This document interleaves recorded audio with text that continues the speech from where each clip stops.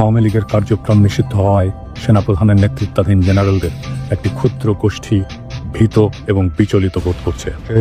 General Wakeruzzaman গতকাল সোমবার বঙ্গভবনে বেআইনি সেনা সমাবেশ ঘটিয়েছেন।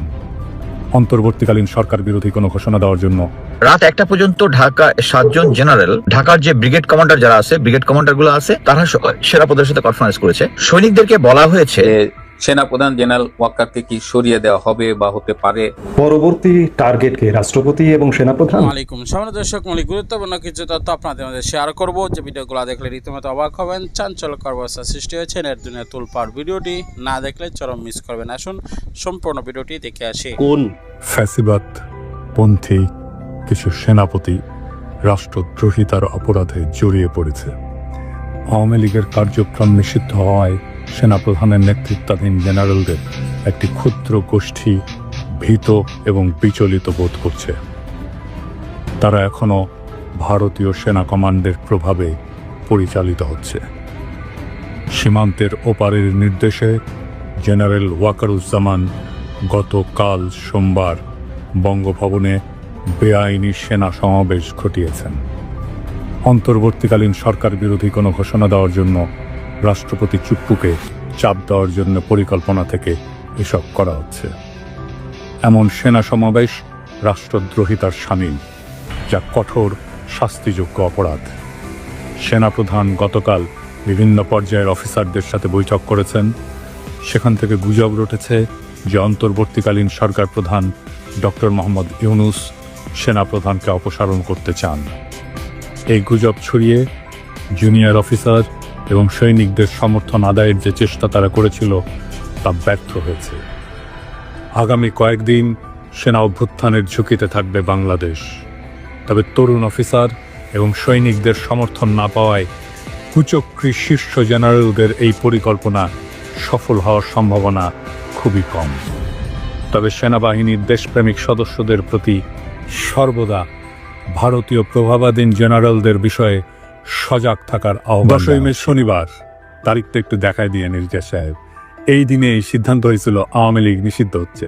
ওই একই দিনে প্রায় একই সময়ে মার্কিন যুক্তরাষ্ট্রের ভার্জিনিয়া রাজ্যের 2675 প্রসপারিটি এভিনিউতে অবস্থিত ইউএস সিটিজেনশিপের ইমিগ্রেশন সার্ভিস বা USCIS এর অফিস স্থানীয় সময় সকাল 8:45 ঘটছে আর এক ঘটনা।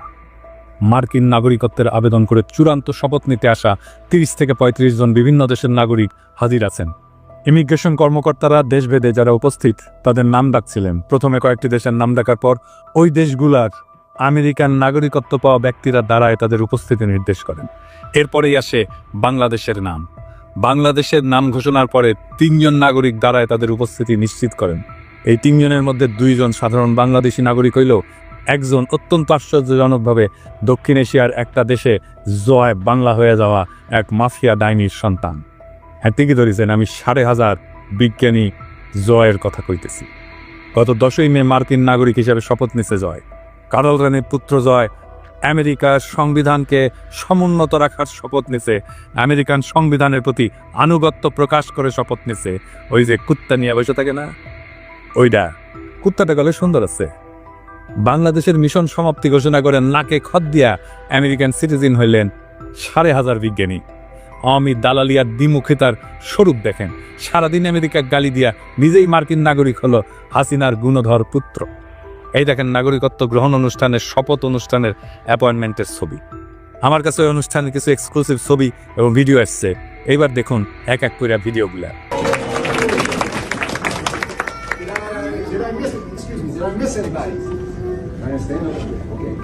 All right, like I said, I'm going to be watching. I'd like to do.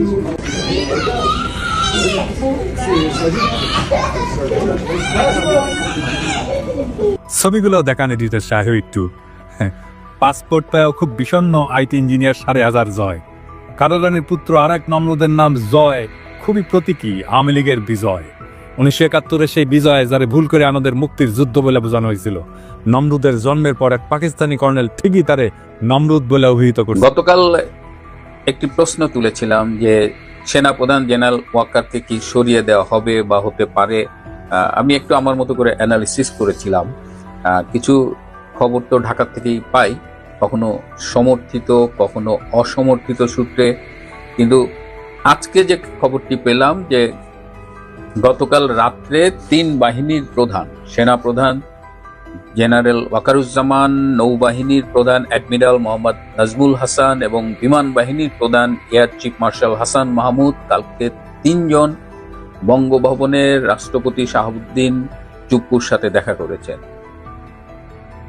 নিরাপত্তার দায়িত্বে থাকা একটি সূত্র নিশ্চিত করেছে যে তারা গিয়েছিলেন এবং তারা সচরাচর অন্যদিন যেমন থাকে তার থেকে কালকে তাদের গম্ভীর অবস্থায় দেখা গেছে। মানে দেখে মনে হচ্ছিল সামথিং সিরিয়াস।